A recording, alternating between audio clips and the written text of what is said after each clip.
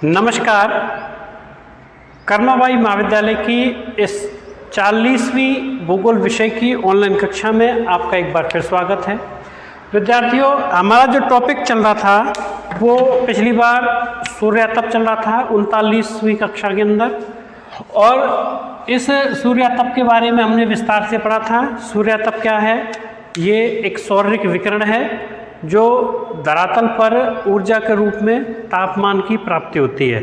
यानी कि सूर्यातप क्या है कि सूर्य से आने वाली ऊर्जा को ही हम सूर्यातप कहते हैं, जो सौर्यिक विकिरण के माध्यम से प्राप्त होता है। अब आज हम इस सूर्यातप को और आगे बढ़ाते हैं इस वीडियो में, और हमारा जो टॉपिक है सूर्यातप के वितरण को प्रभावित करने वाले कारक। तो विद्यार्थियों, अलग अलग अक्षांशों के ऊपर अलग अलग मात्रा में सूर्यातप प्राप्त होता है। यानी पृथ्वी के अलग अलग स्थानों पर अलग अलग मात्रा में सूर्यातप प्राप्त होता है। तो ये अलग अलग क्यों प्राप्त होता है? समान रूप से सूर्यातप क्यों नहीं मिलता धरती पर? इसका क्या कारण है? एक ही स्थान पर कभी सूर्यातप अधिक मिलेगा, उसी स्थान पर 1 घंटे बाद कम प्राप्त होगा। इसका क्या कारण है? तो इन सब चीज़ों की चर्चा हम इस वीडियो में करने वाले हैं, जो कि सूर्यातप को प्रभावित करने वाले विभिन्न कारक कहलाते हैं। तो देखिए, सबसे पहला जो कारक है वो है सूर्य की किरणों की कोणीय स्थिति। सूर्य की किरणों की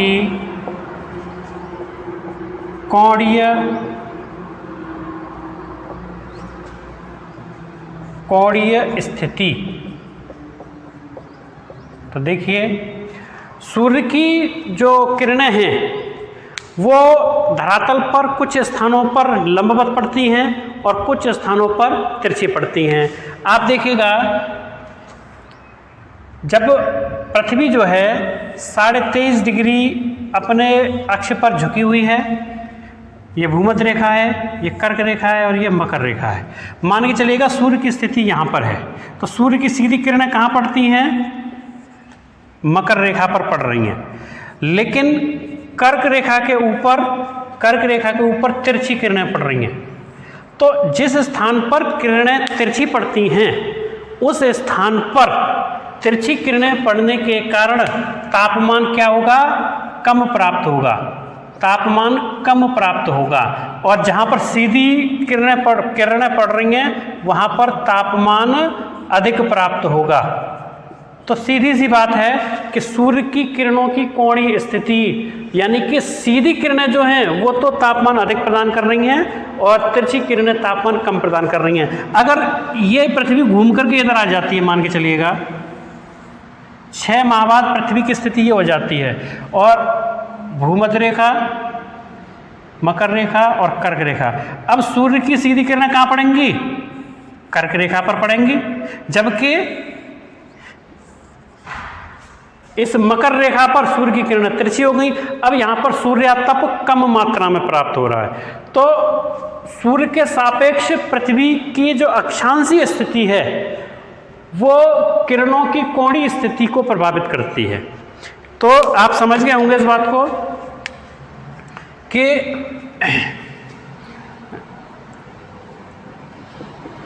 लंबवत किरणें अधिक तापमान तथा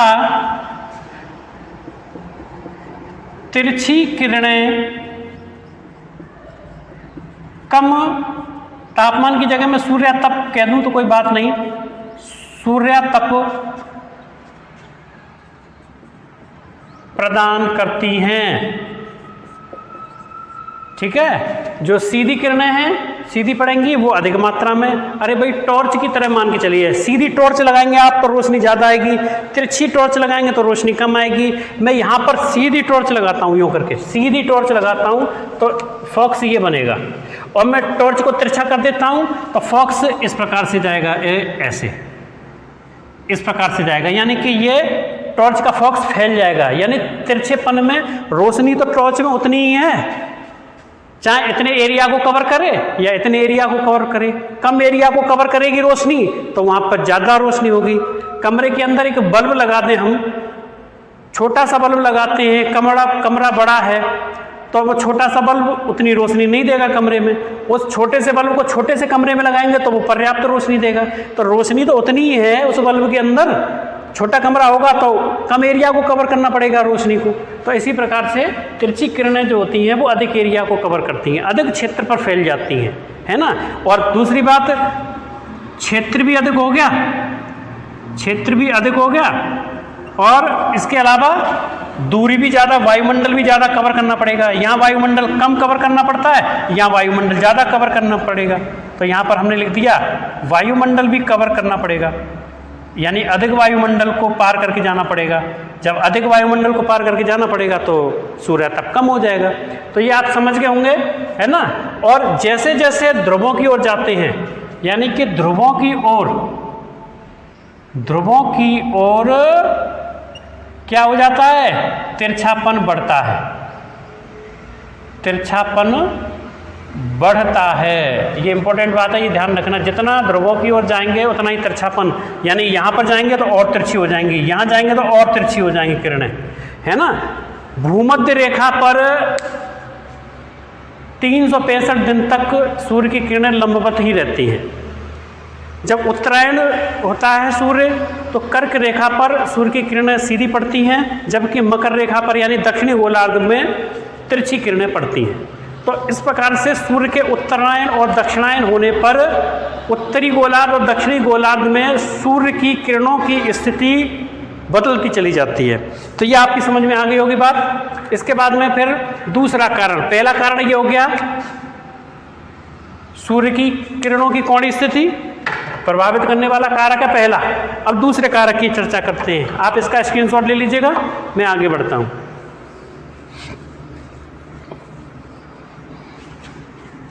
तो जितनी सूर्य की किरणें तिरछी होंगी उतनी ही कम मात्रा में सूर्य तप पृथ्वी पर प्राप्त होगा। अब दूसरा कारण है साहब, सूर्य तथा पृथ्वी के बीच की दूरी। सूर्य तथा पृथ्वी के बीच की दूरी।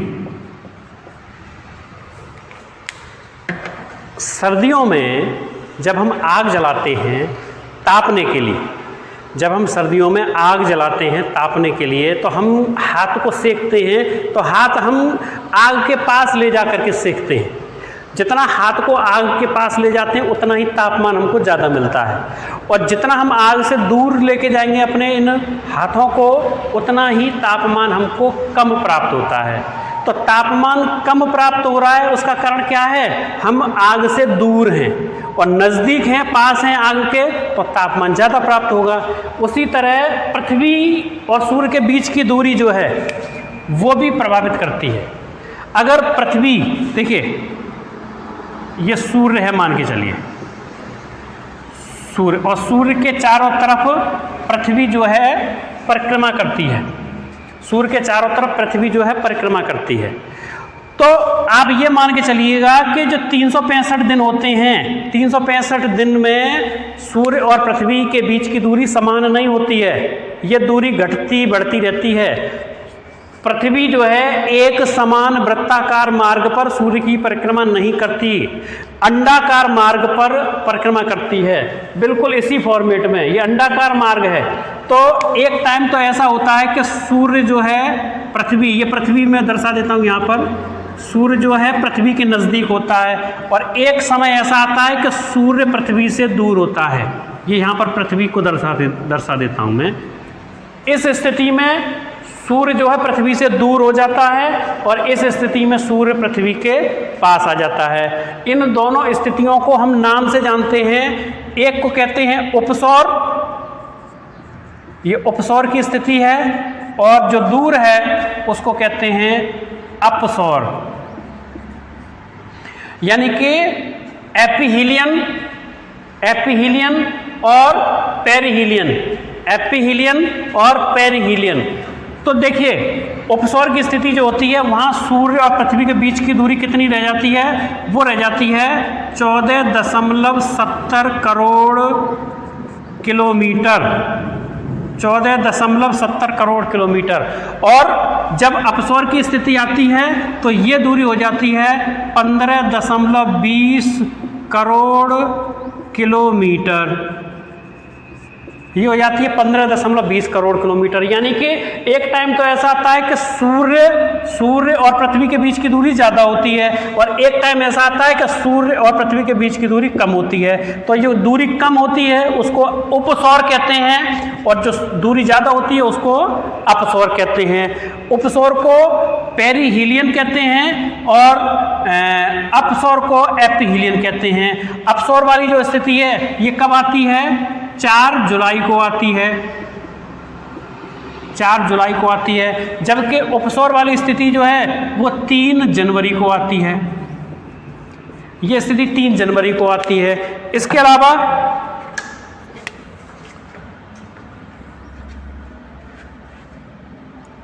जब पृथ्वी यहां होगी या पृथ्वी यहां होगी, ये दो स्थितियां भी हैं। ये जब यहाँ पर पृथ्वी होगी तो ये कौन सा समय है, ये 21 मार्च वाला समय है, 21 मार्च का समय है। और जब पृथ्वी यहाँ होगी तो ये कौन सा समय है, ये 23 सितंबर, मार्च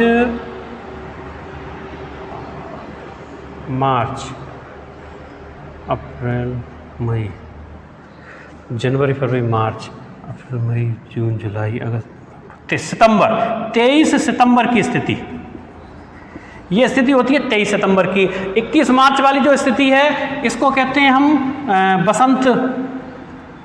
बसंत विषुव, और ये जो सितंबर वाली 23 सितंबर वाली स्थिति है इसको कहते हैं शरद विषुव, शरद विषुव, बसंत विषुव और शरद विषुव, ठीक है।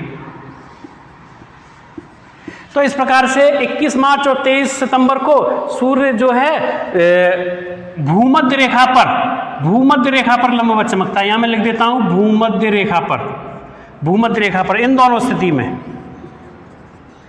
भूमध्य रेखा पर लंबवत चमकता है। ये मैंने दोनों स्थितियां बता दी। लेकिन यहां पर इन दोनों स्थितियों को आप देख रहे हैं, ये दोनों स्थितियां जो हैं ये सूर्य के पृथ्वी के नज़दीक और दूर होने की स्थितियां हैं। अब आप यहां समझ गए होंगे कि सूर्य तथा पृथ्वी के बीच की दूरी, कहां पर सूर्य का ताप ज़्यादा प्राप्त होगा, इस स्थिति में या इस स्थिति में।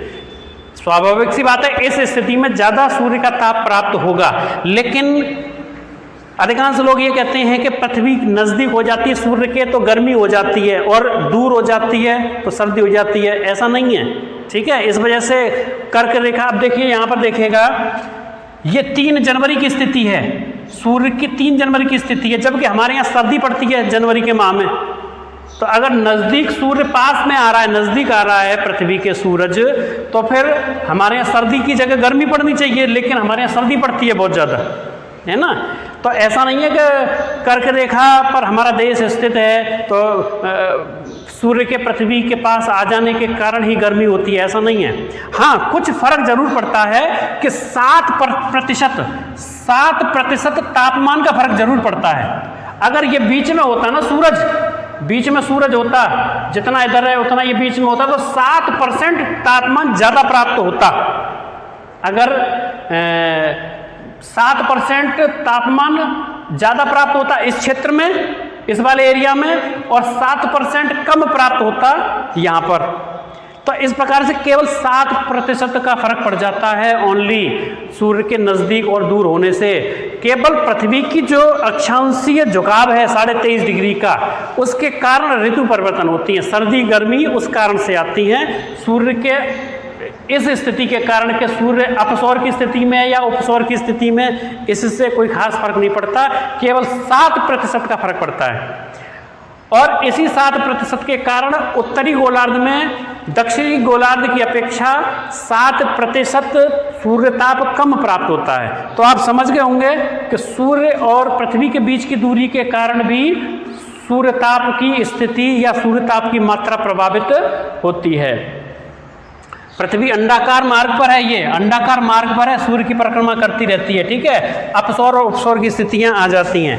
इसके अलावा अगला है हमारा, आप स्क्रीनशॉट ले लीजिएगा, मैं नेक्स्ट बताता हूं। तीसरा प्रभावित करने वाला कारक, जो तीसरा कारक है प्रभावित करने वाला, वो है दिन रात की अवधि। दिन रात की अवधि, ये तो सिंपल सी बात है, दिन की अवधि, रात की अवधि। नंबर 3, दिन रात की अवधि। बहुत ही सरल सी बात है कि भाई दिन ज़्यादा होगा, अगर दिन लंबा होगा तो दिन लंबा होगा तो सूरज रहेगा दिन में, और सूरज रहेगा तो वो अधिक मात्रा में तापमान प्रदान करेगा। और रात होगी लंबी तो ठंडी जल्दी होगी पृथ्वी रात में। कहने का तात्पर्य है कि दिन बड़ा है तो अधिक टाइम तक तापमान सूर्य से पृथ्वी को प्राप्त होता रहेगा, और रात बड़ी है तो अधिक मात्रा में तापमान पृथ्वी से बाहर जाता रहेगा। दिन छोटा होगा तो कम टाइम के लिए सूर्य ताप मिलेगा, दिन बड़ा होगा तो अधिक टाइम के लिए सूर्य ताप प्राप्त होगा। रात बड़ी होगी तो अधिक टाइम के लिए पार्थिव विकिरण होगा, रात छोटी होगी तो कम टाइम के लिए तापमान का विकिरण होगा। तो देखिए, दिन अगर लंबे हैं, दिन बड़े हैं तो सूर्यातप भी क्या होगा, अधिक प्राप्त होगा। सूर्यातप भी अधिक प्राप्त होगा।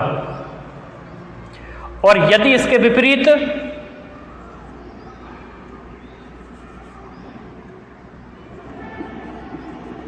दिन छोटे हैं तो सूर्यातप कम प्राप्त होगा। इसी से आप समझ सकते हैं, अगर बड़े दिन है तो सूर्यातप ज़्यादा प्राप्त होगा, ज़्यादा टाइम तक सूरज रहेगा हमारे सामने। आप देखिएगा गर्मियों की जो दिन होते हैं, गर्मियों के दिन में सूर्य ज़्यादा टाइम तक चमकता है। सुबह 6 बजे के बाद सूर्य उगाता है और 6 बजे से शाम को 7 बजे तक सूर्य रहता है। तो अब सूर्य के घंटे ज़्यादा हैं, 13 घंटे सूर्य जो है दिन है, और रात छोटी है। रात छोटी है तो छोटी रात है तो पृथ्वी ठंडी कम टाइम के लिए हो रही है, गर्म ज़्यादा टाइम के लिए हो रही है, तो इसलिए गर्मी बढ़ती चली जाती है। इसके विपरीत सर्दियों में दिन छोटे होते हैं, कम टाइम के लिए सूरज निकलता है और ज़्यादा टाइम के लिए रात हो जाती है ना। सुबह 7 बजे के 8 बजे के बाद सूरज निकलता है, और यानी कि रोशनी तो पहले हो जाती है, लेकिन 9-10 बजे जो है धूप आना शुरू होती है। तो और 9-10 बजे धूप आएगी और 4-5 बजे फिर धूप चली जाती है। तो धरती को, पृथ्वी को ठंडा होने, गर्म होने का टाइम कम मिला, और रात जल्दी हो गई तो वो ठंडी ज़्यादा होगी पृथ्वी। तो इसलिए दिन रात की अवधि जो है वो भी बहुत अधिक प्रभावित करती है। तो देखिए, आप एक बार इसका दे लीजिएगा स्क्रीनशॉट, फिर अगले टॉप पॉइंट पे आते हैं अपन। पॉइंट नंबर 4, 3 के बाद पॉइंट नंबर 4।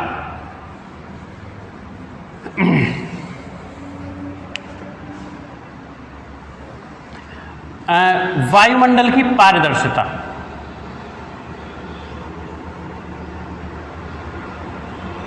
वायुमंडल की पारदर्शिता। अब देखिएगा, मेरा जो चश्मा है, इस चश्मे से मैं देख रहा हूँ, और इसके ऊपर कोई मैं कुछ लेप लगा दूँ तो मुझे दिखाई देगा कि नहीं दिखाई देगा? मेरे को नहीं दिखाई देगा। दिखाई भी देगा तो धुंधला दिखाई देगा। ऐसे ही ये वायुमंडल जो है ये पारदर्शी है। वायुमंडल रंगहीन, गंधहीन और स्वादहीन होता है। तो इस वायुमंडल में अगर कुछ अशुद्धियाँ मिल जाएं या गैसों की सांद्रता बढ़ जाए तो ये वायुमंडल क्या करेगा? आने वाले सौरिक विकिरण को रोकेगा, आने वाले सौरिक विकिरण के लिए अवरोध का कार्य करेगा। आप ऐसे समझिए कि ये सूर्य है और ये पृथ्वी है, और ये वायुमंडल की विभिन्न परतें हैं।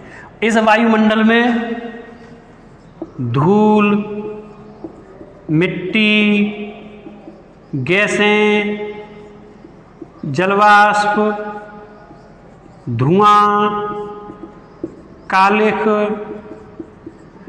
परागकण, इस तरीके की चीजें इस वायुमंडल में मिली हुई हैं। अब यहां से सूर्य ताप आता है साहब, तो सूर्य ताप आएगा तो ये वायुमंडल उसको रोकेगा कि नहीं रोकेगा? यहां से परावर्तन कर देगा कुछ मात्रा में, जलवाष्प जो है परावर्तित कर देगी ऊपर से ही, कुछ अवशोषण हो जाएगा, यहाँ पर कुछ अवशोषण हो जाएगा, कुछ परावर्तन हो जाएगा, है ना। तो इस प्रकार की क्रियाएं होंगी सूर्य से आने वाले सूर्यातप की। तो इस प्रकार से जो वायुमंडल की पारदर्शिता है वो भी प्रभावित करती है। अगर वायुमंडल में अशुद्धियां बहुत ज़्यादा हैं तो सूर्यातप कम प्राप्त होगा। आप देखते हैं कई बार गर्मियों के समय में, रात्रि के समय में आकाश के अंदर तारे हमको कम कम दिखाई देते हैं, धुंधले दिखाई देते हैं। और यदि बारिश हो जाती है किसी दिन, बारिश होने के बाद में रात को आकाश एकदम खूब चमकता है, ऐसा दिखाई देता है तारे बहुत बड़े बड़े हो गए, है ना। वो कारण ये है कि जो अशुद्धियां हैं ना, जो बीच की अशुद्धियां थी वायुमंडल की, वो बारिश के पानी के साथ में नीचे आ गई हैं। जो क्षोभ मंडल में जो अशुद्धियां थी वो बारिश के पानी के साथ नीचे आ गई हैं और अब हमको वो साफ दिखाई दे रहा है ऊपर का वातावरण। तो इस प्रकार से अगर अशुद्धियां नहीं होंगी हमारे इस वायुमंडल में तो सूर्य का प्रकाश सीधा धरातल तक आएगा और अधिक मात्रा में प्राप्त होगा। तो ये बीच का अवरोध जो है ये भी वायुमंडल में सूर्यातप के संचलन को प्रभावित करता है। तो ये आपकी समझ में आ गया होगा। नेक्स्ट आगे बढ़ते हैं। नंबर 5,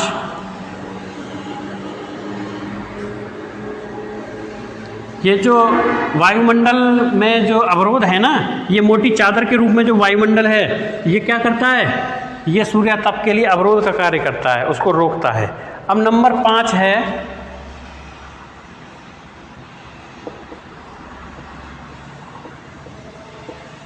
सौर कलंक।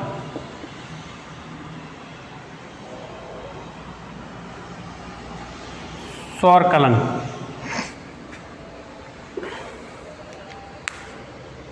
तो देखिए, सूरज के अंदर चंद्रमा की तरह, चंद्रमा के समान सूर्य पर भी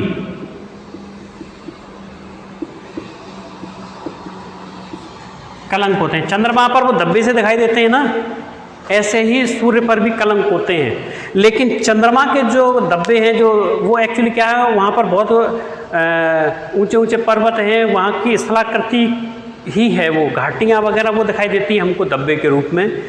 चंद्रमा पर जो धब्बे हैं वो तो स्थायी हैं, लेकिन सूर्य के जो धब्बे हैं ये सौर कलंक जो है ये स्थायी नहीं होते, ये बदलते रहते हैं।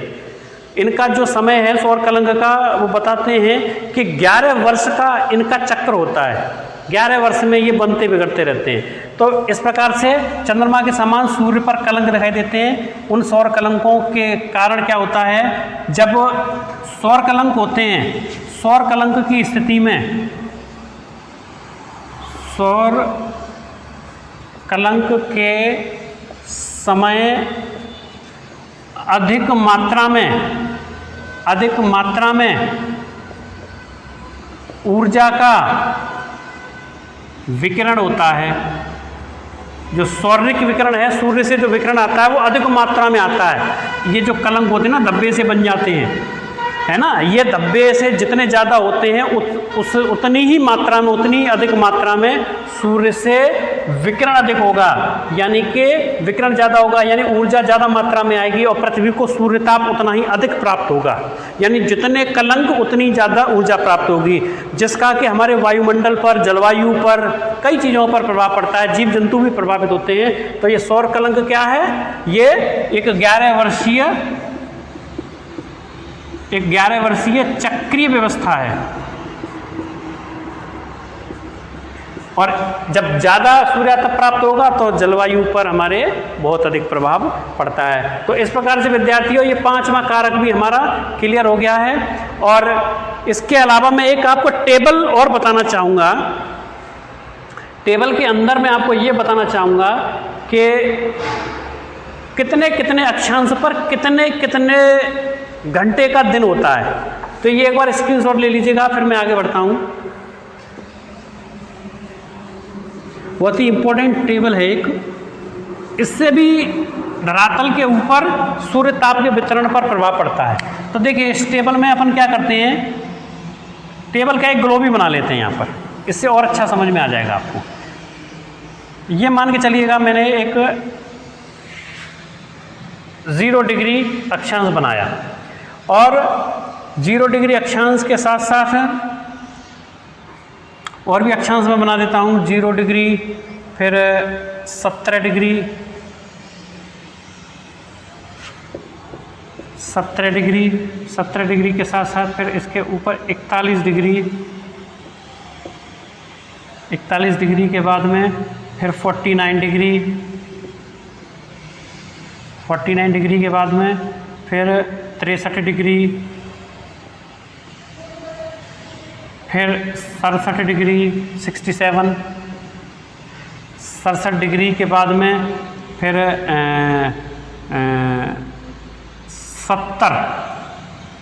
70 डिग्री। हालांकि ये 70 डिग्री यहाँ ठहरता नहीं है, पर मैं आपको समझाने के लिए बता रहा हूँ ये, ठीक है। और यहाँ पर 90 डिग्री। तो अब देखिएगा 67 डिग्री के साथ साथ कुछ मिनट भी आती हैं यहाँ पर, 21 मिनट, और 67 डिग्री 21 मिनट और 70 डिग्री 11 मिनट। इतने अक्षांशों पर 0 डिग्री, 17 डिग्री, 41 डिग्री, 49 डिग्री, 63, 67, 70 और 90 डिग्री, इतने अक्षांशों के ऊपर जो दिन की अवधि है, दिन कितने घंटे का होगा, ये तो हो गए अक्षांश, ठीक है। अक्षांश कितने कितने अक्षांश पर, और जो दिन की अवधि है, यानी कि दिन के घंटे की बात कर रहे हैं, यानी कि कहीं तो 12 घंटे का दिन होगा, कहीं 13 घंटे का, कहीं 6 घंटे का, कहीं 24 घंटे का, कहीं 6 महीने का भी दिन होगा, तो वो चर्चा हम कर रहे हैं। तो 0 डिग्री पर जो दिन होगा विद्यार्थियों, वो होगा 12 घंटे का।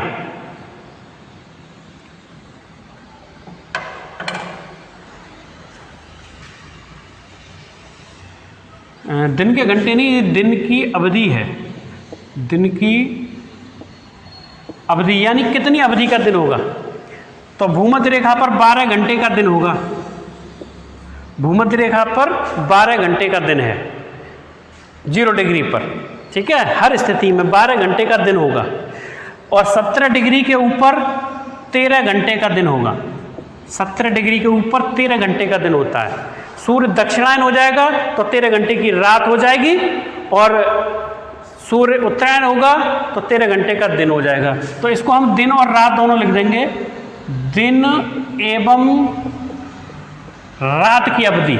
अगर सूरज 0 डिग्री से दक्षिण की ओर आ गया तो ये रात में बदल जाएंगे 13 घंटे, और 0 डिग्री से उत्तर पहुंचे गया सूरज तो 13 घंटे दिन में बदल जाएंगे। तो 13 घंटे का दिन या रात होगा 17 डिग्री के अक्षांश पर। फिर 41 डिग्री पर, 41 डिग्री के ऊपर ये बढ़कर के 13 घंटे से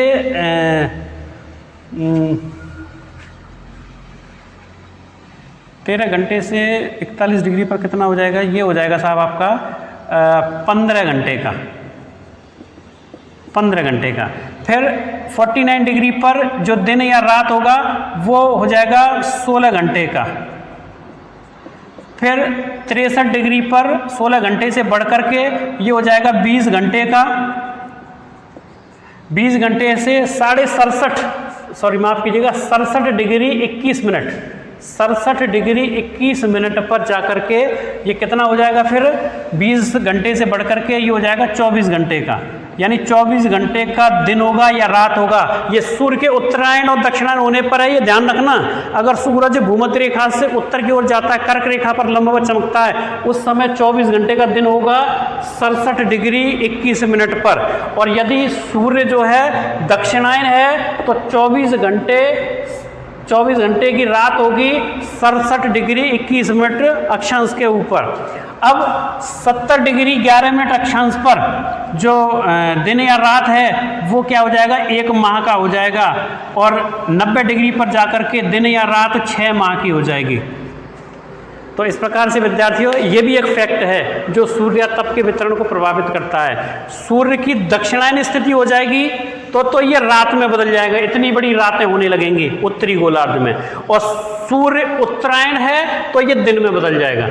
यानी कि सूर्य जो है लंबवत चमकता है यहाँ पर भूमध्य रेखा पर, उत्तरायण और दक्षिणायन होता रहता है सूरज, उत्तरायण और दक्षिणायन, दक्षिणायन। सूर्य अगर उत्तरायण है तो इतने घंटे के इन अक्षांशों पर दिन होंगे, और सूर्य अगर दक्षिणायन है तो इतने इतने घंटे के इन अक्षांशों पर रात होगी। यानी दिन और रात दोनों होंगी, निर्भर करेगा सूर्य के उत्तरायण और दक्षिणायन होने पर। तो विद्यार्थियों आपको ये समझ में आ गई होगी दिन एवं रात की अवधि कितने कितने अक्षांश के ऊपर कितने कितने समय का दिन या रात होती है। तो ये सूर्य के सूर्यातप को प्रभावित करने वाले कारक इस वीडियो में हमने समझे। नेक्स्ट वीडियो में हम पृथ्वी का ऊष्मा बजट या पृथ्वी का तापमान संतुलन विस्तार से चर्चा करेंगे। ठीक है विद्यार्थियों, नेक्स्ट वीडियो फिर मिलते हैं। नमस्कार।